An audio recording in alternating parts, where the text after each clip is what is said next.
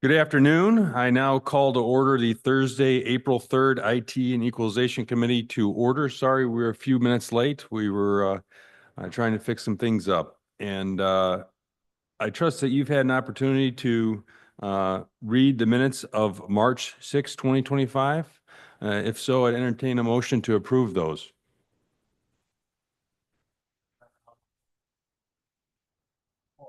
Supported by Van Dorn. All those in favor signify by saying aye. Aye. Pose same sign. Moved along to the IT finance report. In your packet, you will find the IT division of the capital fund. And again, we are going through the quarterly reports. You will see that you have two projects open, the Cisco phone refresh, as well as the 2025 computer replacement program. Moving down further, current year appropriation to date is $58,750, with remaining budgeted appropriations of $176,250. Your balance available for future projects is $152,894. Any questions of the finance report? Hearing none, seeing none. Moved along to the IT report. Good afternoon. Good afternoon. The computer replacement program is well underway. A lot of the systems have been prepped and scheduled to replace the old systems. As far as the Cisco system refresh, judicial ARPA, the other projects, nothing new to report on those unless you have any questions. Any questions of the IT report? Thank you, Director. Any communications? Give Jennifer a chance to.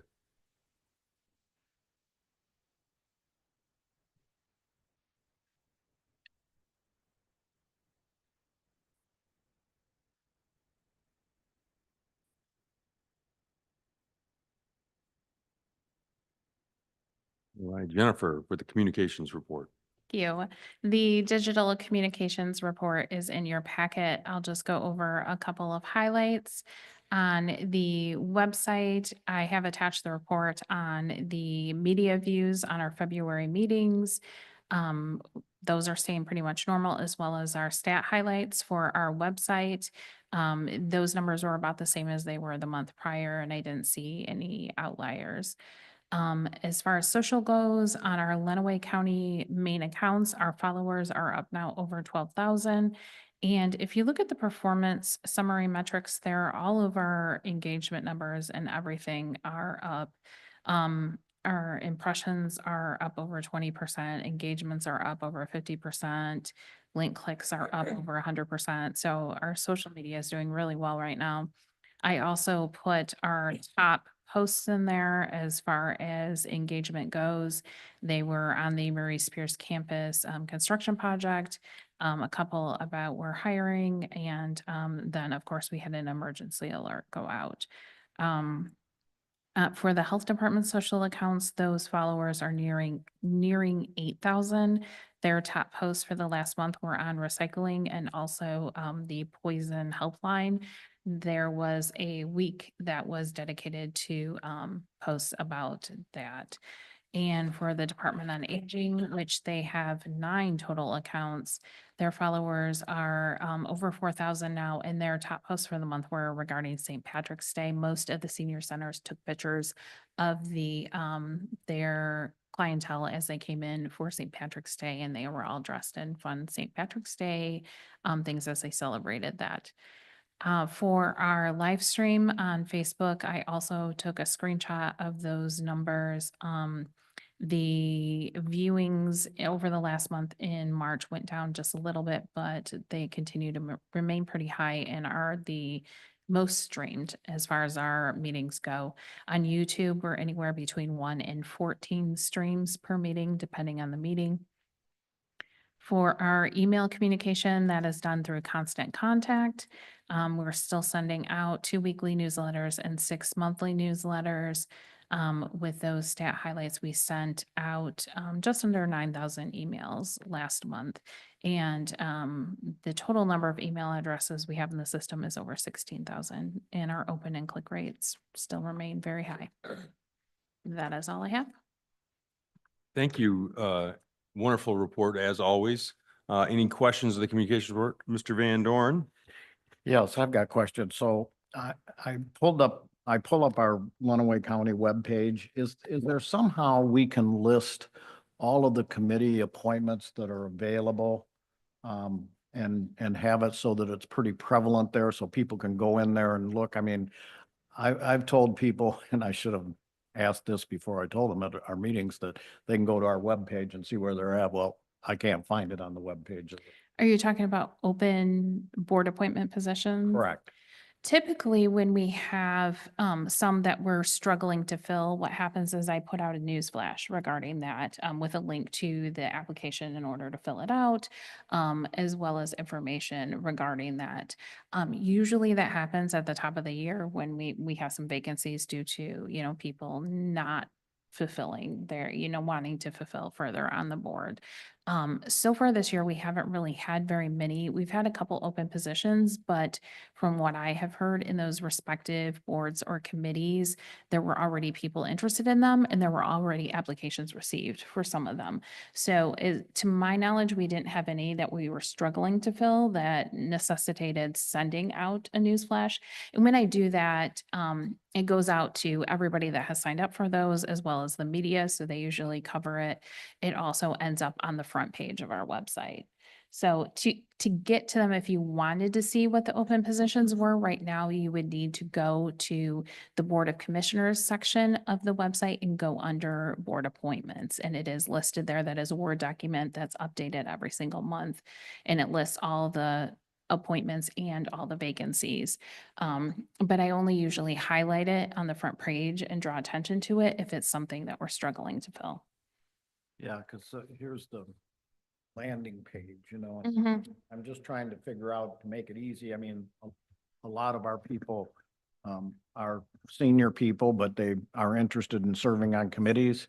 But they have a hard time navigating all that. Mhm.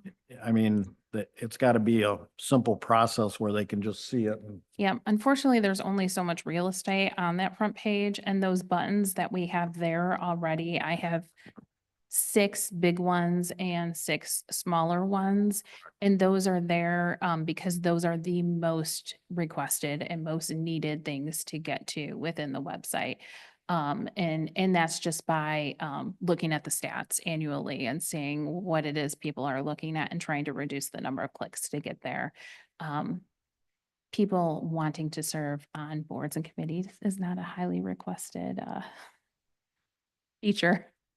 Yeah, probably because they don't know. Mr. Murphy?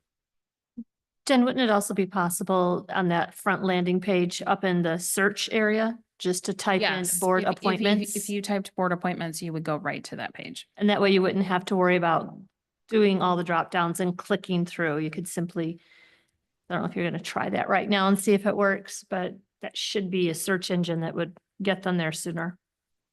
Correct, and that it should be that first thing right there you can click on. In addition, like right now, I think we have a couple on Department on Aging. There's one on 911. As far as I know, those are the only open board appointment seats that we have. Department on Aging reported out that they had interest in those districts at their last meeting, and they had already received some applications. And 911 reported out that they had received some applications already. So Administrator Murphy, you're right. I mean, if you type in board appointments, it takes you to the 2025 board appointments, but then you'd have to click on that and go through and figure out what appointments, by the vacancies within the board appointments. So, okay, well, we'll see. We need to work on that. Okay. All right. Any additional questions? Hearing none. Thank you so much, Jennifer. Moving along, department reports, system concerns. Nothing to that effect. Any updates or other business? Any updates or other business? All right, we have arrived at the equalization report. For the equalization report, all the March border reviews have closed, and they have submitted their information to me. So I have completed the equalization report for the Personnel Ways and Means meeting on the 15th. There was a just over 4.5% increase in the SEV value from last year to this year, and just like a 4.1% increase in taxable value. So right now I'm working on starting working on the millage reduction fractions for any rollbacks we'll have for that. And then as far as our studies, now that I have the backups from all of our standalones, I'll start picking their parcels for the studies, and then we'll get those letters going out. I will have to create the 2026 database for our studies and everything. I'll have to do that on a weekend because nobody can be in the database while I'm doing it. So I'm planning on doing that at the end of this month. And then as far as assessing goes, we're getting ready to send our letters out for the sales that occurred from, I say January to March, but I think they're still looking at some of the December sales also. And that's all I have. Thank you, Shelley.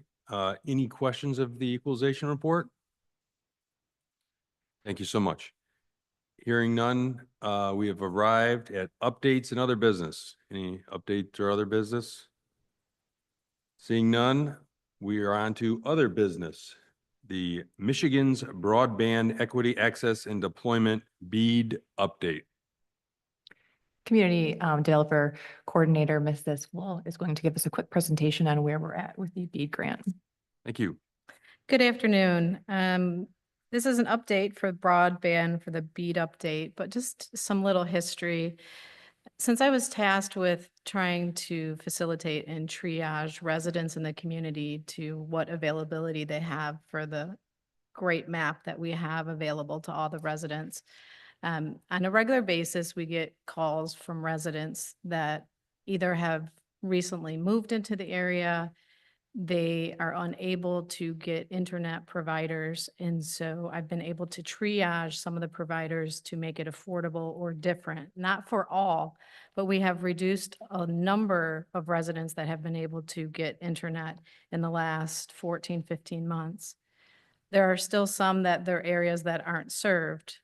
However, about 12 months ago, Lenawee County worked with Leo on looking at what was provided of data from other providers of service to residents in the county.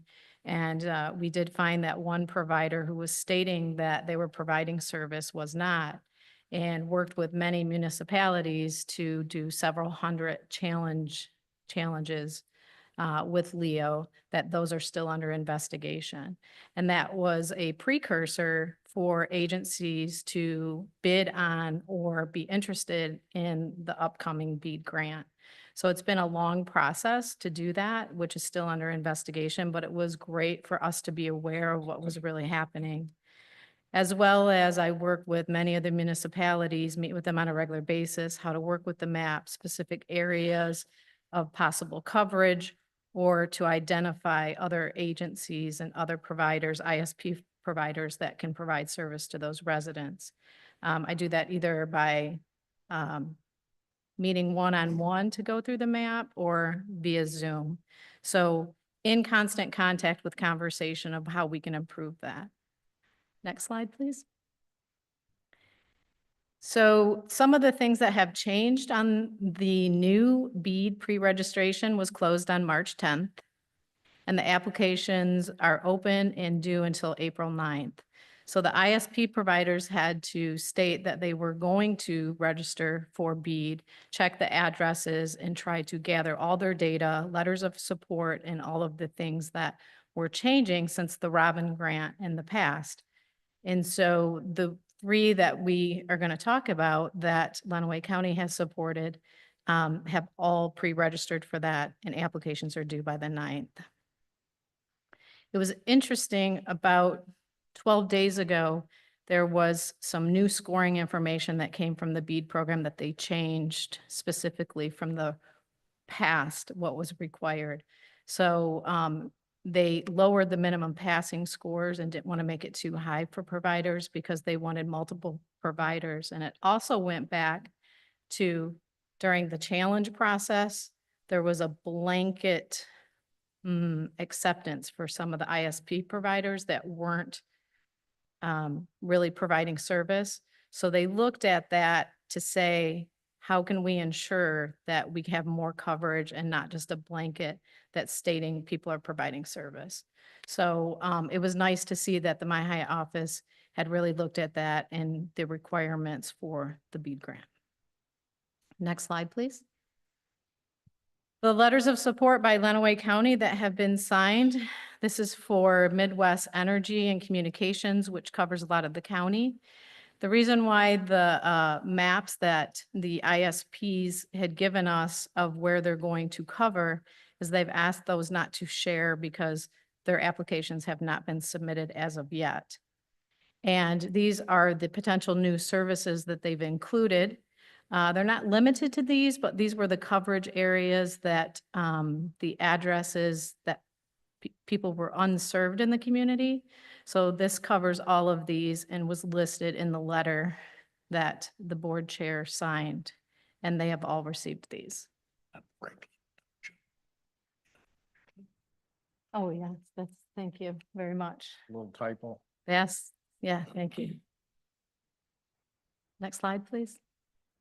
And this is Comcast, and there was, each of the providers had different strengths that they could provide for the community, and they were listed in the letters, and these were the areas as well. Thankfully, Franklin spelled correctly in that one, so. Next slide, please. And this is for strategic management is the name, but it is known to us as Peninsula Fiber Network that has existing fiber with our 911 service. And they have identified these areas. When looking at these three maps differently, there are pockets that they each cover that they're not going to overlap to each other. So if multiple ISPs receive the BEAD funding, it's really great for different areas of the county that are covered.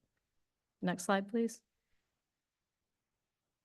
And this was the Lenawee County, our BEAD challenges as talked about. We submitted 200+ challenge addresses for unserved residents, and some of the townships and villages included addresses that they were challenging as well. And so that letter was sent in from us.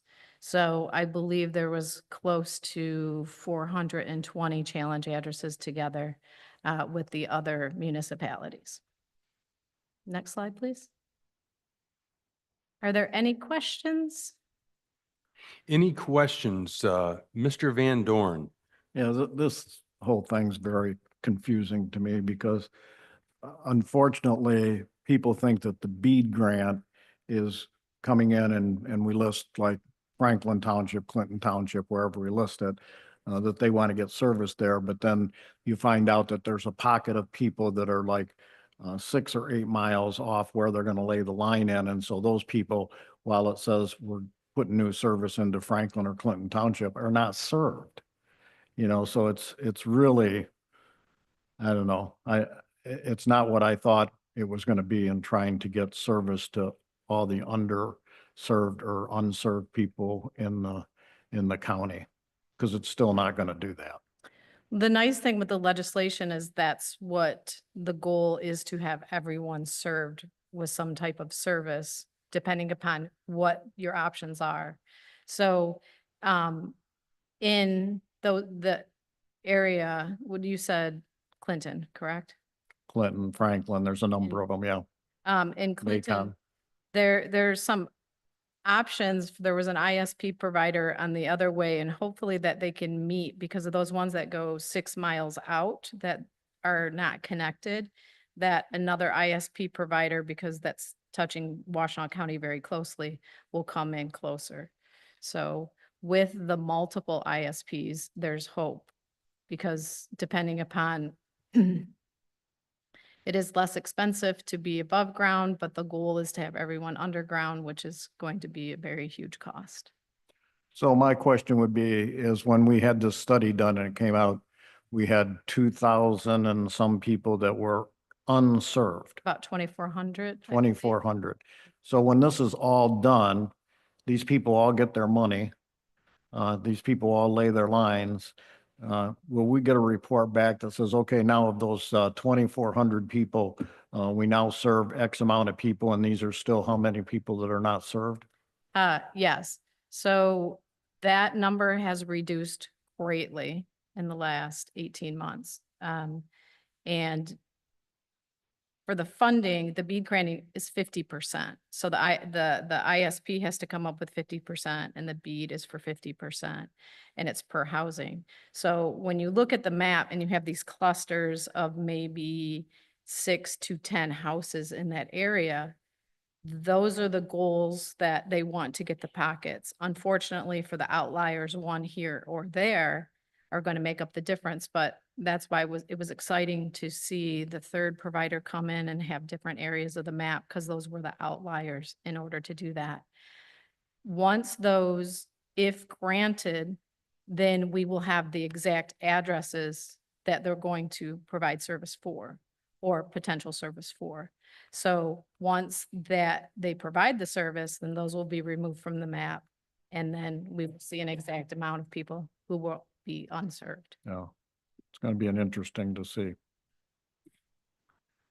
Thank you so much. Mr. Collins? So is then- the expectation that everyone will be served, or is it the desire that everyone will be served? Expectation, in theory, legislation that everyone will have service availability. Depending upon, there may not be options. Right. Like if you live in the city area, you may have 4 different options to choose from. However, somebody, if it is one provider, that's all the provider you have, depending upon cost. Administrator Murphy? A couple things. Mrs., can you indicate, do you know approximately where we are right now with the unserved? I know we were around 2,400, but you've done a lot of work to get people connected. Where are we at about now? So I have to make a phone call with Chris to have this conversation, but I think we're in the tune maybe between 1,400 and 1,600. That may be even less than, that was maybe 6 to 7 months ago, That are still not served or that we got served? unserved. Unserved. Yeah. So The- half, So if you look at the clusters, if you look at the map and really go out in the clusters that have the possible service in some of these areas, that could be hundreds of people in these pockets. If the larger ISPs were able to do this quickly, because if you have to service 30 people, you're going to be able to do that a lot quicker than in other areas. Those will decrease very quickly. So I can try to find out an exact number to update that, but it is decreasing.